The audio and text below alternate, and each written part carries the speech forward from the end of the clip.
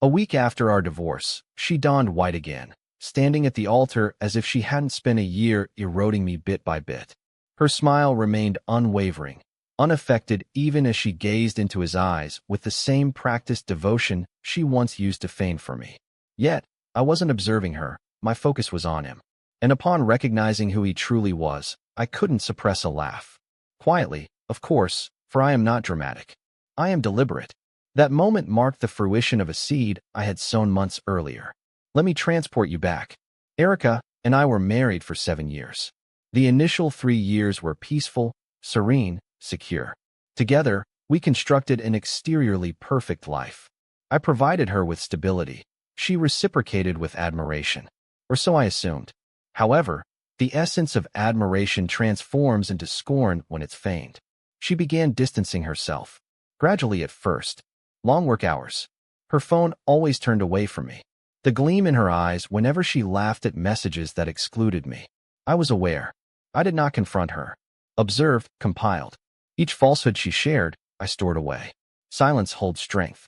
People overlook you when you're quiet. She sought divorce, claiming liberty. I offered it with an open palm and expressionless face.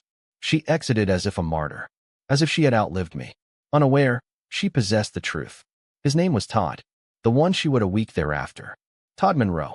Acquaintance, subordinate.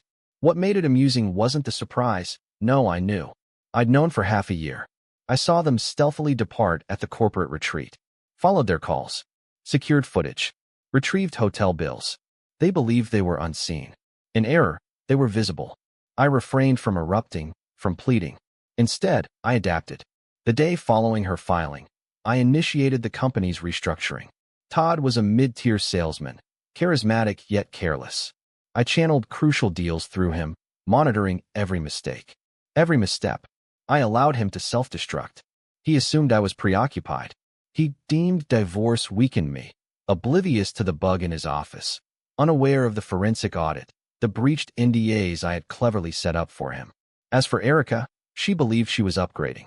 She flaunted him on Instagram as if he were a trophy she'd won.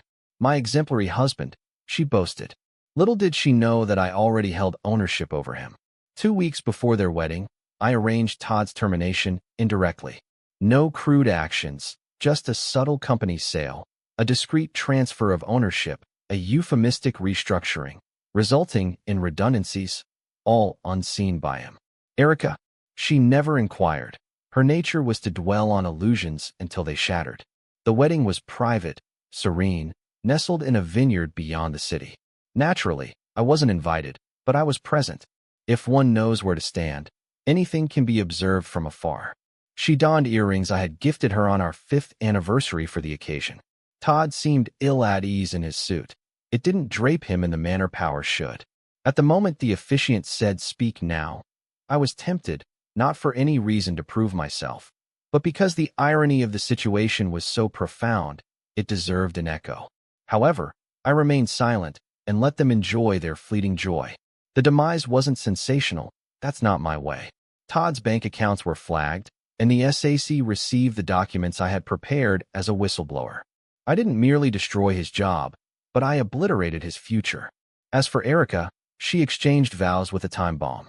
A man under federal investigation, his assets seized, his reputation in ashes. I ensured the news broke during their honeymoon. Her final beach post read, "Starting forever with the love of my life." Shortly after, the headlines exposed him, former executive under federal investigation for fraud, breach of NDA. I imagined her reading it on the beach, sunburned and self-assured, watching the grains of sand slip through her fingers. It was a sight reminiscent of the life she thought she had stolen from me. She reached out to me then. Indeed, she did call. A block number, yet I picked up. She wasn't tearful, not typically so. However, her voice faltered once when asking if I had any role in it. Truthfully, I hadn't. I was innocent of the deed by then. My hands were free of blame. I had arranged the dominoes, but gravity took care of the rest. She remarked, "You're amused, aren't you?" I remained silent. She disconnected. Months later, I saw her again in a grocery store. No makeup, no wedding ring. We crossed paths in the frozen food section. She didn't speak, but her eyes spoke volumes. They weren't filled with animosity, They appeared weary with comprehension. She recognized my actions. She understood why, and she believed she deserved it.